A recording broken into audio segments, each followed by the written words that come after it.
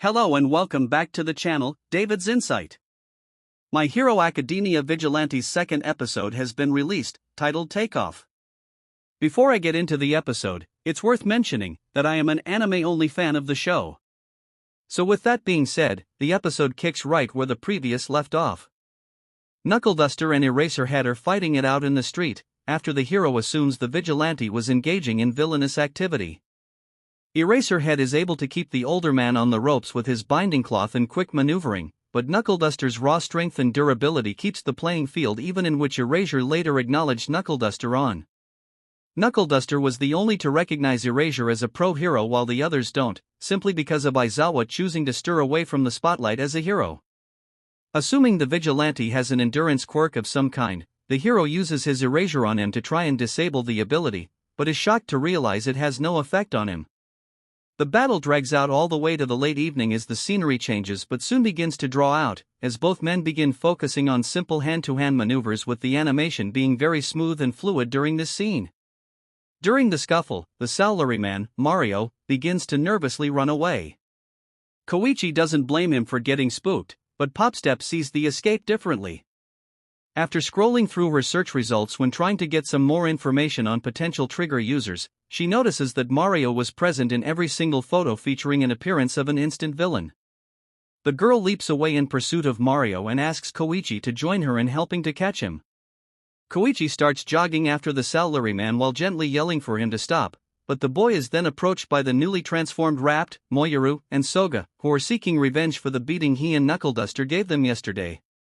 Eraserhead eventually ceases his fighting with Knuckleduster and apologizes to him, saying that since he's not misusing his quirk or doing anything criminal, the hero has no cause to put the vigilante under arrest.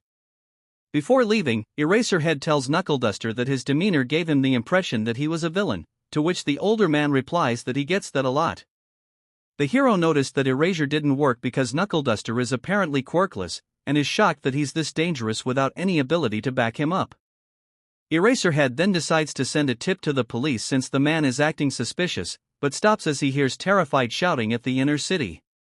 While Rapt goes after Pop, Soga and Moyoru are chasing Koichi around while scaring the other civilians, with the boy trying his hardest to get away. They finally manage to corner him, but Knuckleduster comes from behind and conks Moyoru on the head with a brick, and throws another one in Soga's face, before the two run off to try and catch up to Pop. Eraserhead then comes in from behind and binds the down Soga, springing into action as a pro hero despite it being his day off. Popstep almost catches up to Mario, before Rapt swoops down and kicks her in the back, knocking her into the businessman and once again popping open his briefcase with the hero figurines. Mario crawls towards the All Might figure, while stating with a menacing demeanor and expression as well as sinister red eyes, as to which I'm unsure whether that is another trigger symptom, not being clarified in the show thus far, that he mustn't drop his precious dolls, before flashing a long tongue with a black stained tip. He pops off the head of the figurine, which exposes the needle of a trigger vial that he then stabs into his neck. He then convulses on the ground and transforms into a humongous humanoid with black skin and 4 arms, thanks to his playtime quirk. I am curious as to what his proper quirk would be without the effects of trigger, since his quirk is playtime. Wouldn't he already be able to grow in size? However, the trigger amps up his quirk and thus provides this gigantification, so yes, quite confusing. The now gigantified Mario grabs Pop and Rapt and begins playing with them and a car around the city much like a child would with their toys, causing widespread panic. Knuckleduster flies in with a grappling hook and kicks Mario in the face before being smacked away. However, his attack knocks the villain off balance, causing him to drop Pop and send her plummeting to the streets below. Koichi notices the girl falling and knows that she can't save herself without a surface to leap off to. He slides along the ground in her direction, where we witness the early stages of Koichi's power progressing. Koichi remembers Pop asking him why he's hanging around Knuckleduster. He then hops and clings to a nearby surface of a building and admits to himself that he's not doing this to keep the vigilante out of trouble, but because deep down he does want to be a hero. Although Koichi believes he doesn't have the skill to be a licensed one, he still wants at least one chance to fly and take action just like them. The boy jumps off the side of the building and catches Pop, giving her a surface to leap off from to safety. Unfortunately, this sends Koichi tumbling down in her place, which Mario notices and coaxes him to start grabbing the college student with his massive hand. Koichi positions himself on the instant villain's giant palm, which reactivates Slide and Glide and allows him to drift off and land safely in a pile of trash, much like Knuckleduster did the other day. Mario then has his trigger-boosted playtime deactivated by Eraserhead just before he steps on Koichi, with the hero shortly binding him up and ending the shady man's childish display. Soon after, the 4 instant villains are taken into custody, but the hero once again stops Knuckleduster as the man starts to walk away into an alleyway. Eraserhead thanks Knuckleduster for his help but warns him that this type of intervention doesn't end well if he gets carried away. The man proudly says that they both want same thing at the end of the day, and states that people like him are only trying to clean up the messes the pro heroes can't deal with.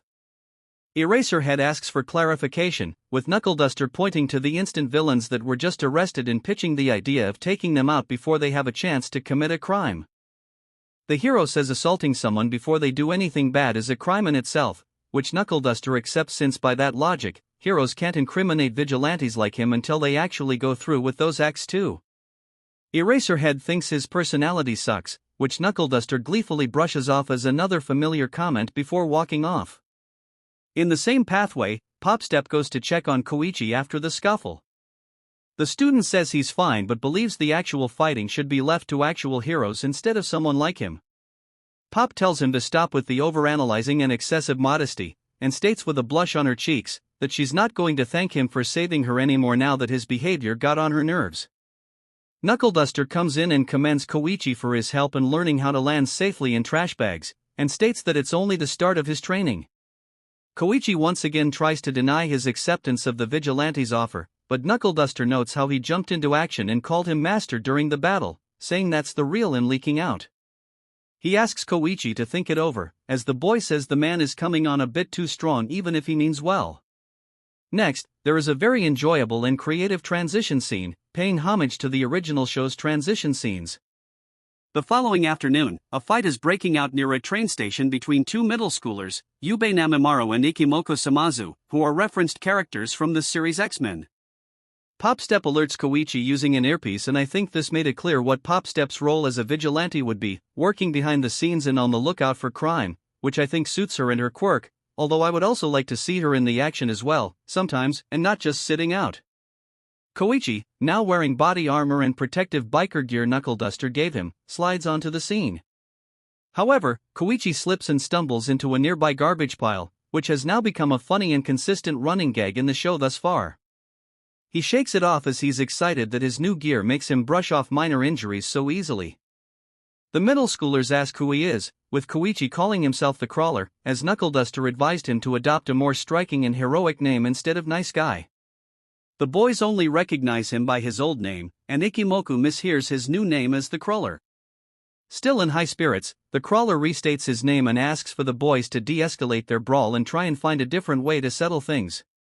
This only angers the middle schoolers and turn their pent-up aggression towards the young man, but are quickly interrupted by Knuckleduster hopping down and threatening to beat them up. This whole scene was quite boring to me until Knuckleduster showed, in my opinion. The pair then get into another argument about Knuckleduster's methodology when dealing with people, as Popstep floats down to quell the argument herself. The middle schoolers' attitudes do a complete flip as they're huge fans of hers, in which Samazu was seen in her street concert in the first episode. Popstep gives them autographs while telling them that the Crawler and Knuckleduster aren't as bad as they seem. The group then hears screaming in the open street, as a large, gray man with a hardening quirk runs wild and begins punching buildings. A woman falls and drops a stroller with her baby in it, which the Crawler quickly saves from any lethal injury. The giant man begins whipping his blackened tongue around, confirming to the Crawler and Knuckleduster that the thug is an instant villain going crazy from a dosage of trigger. With the two working together, the Crawler and Knuckleduster knock the villain off balance and send him tumbling to the pavement. Due to the trigger artificially boosting the villain's hardening quirk, and the strength not being a result of proper training and focus, Knuckleduster is able to easily knock him down and defeat him with a flurry of punches.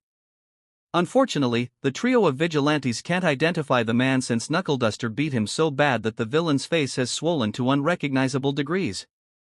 After receiving thanks from the woman whose baby Koichi rescued, and Pop warning Ikimoku and Yubei about the dangers and signs of trigger usage and refers to Knuckleduster and the Crawler as volunteers who are trying to put a stop to it, the trio depart as they hear police sirens wailing in the distance. Though not before the crawler restates his and Knuckleduster's codenames to the middle school students and declaring them as the new mysterious heroes on the scene. Late in the evening, returning police characters from the original show, Detective Naomasa and Sansa are trying to identify the instant villain themselves, but are also coming up empty. The cat-faced officer notices how impressive and diverse of a quirk the man had according to accounts from the police and gets a feeling that they might uncover his identity soon due to the rarity of the ability set. The detective disagrees, due to the fact that the villain's quirk was modified by Trigger, specifically Idio Trigger. Noting the poor condition of his face, Naomasa asks Sansa which hero dealt with him since they could be suspended for using excess force to deal with criminals. Sansa says there weren't any heroes dispatched to the crime scene, but eyewitness testimonies did say there were 2 heroes who took down the thug. Naomasa surmises that the 2 do-gooders are vigilantes, though Sansa asks if they should even complain since they stopped a villain for them. The detective reprimands the officer for saying that, as simple civilians taking the law into their own hands, no matter their intentions, demands punishment. This entire scene was very enjoyable to watch. Later that night, Popstep tells the men that Koichi and Knuckleduster's actions are getting some traction on social media. However, online is referring to the pair of covert heroes by Freaky Fist Grandpa and the Crawler, which Koichi takes in stark disappointment. And with that the episode ends. Now as for my thoughts about the episode, I thought the episode was pretty good as a whole. I do feel like the episode set up points that'll lead to deeper storylines later, such as the detective yearning to put a stop to our protagonists. That entire scene with returning Naomasa and Sansa was done really well.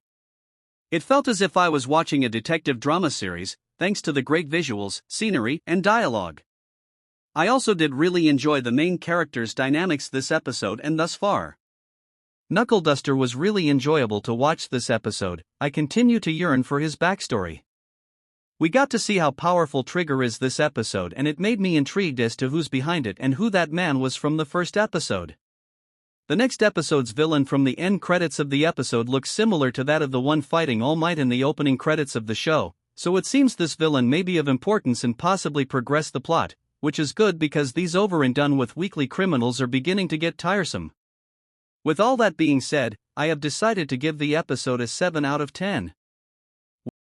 We have now come to the end of the video. Thanks for tuning in. Be sure to like, comment and subscribe and thanks again for watching.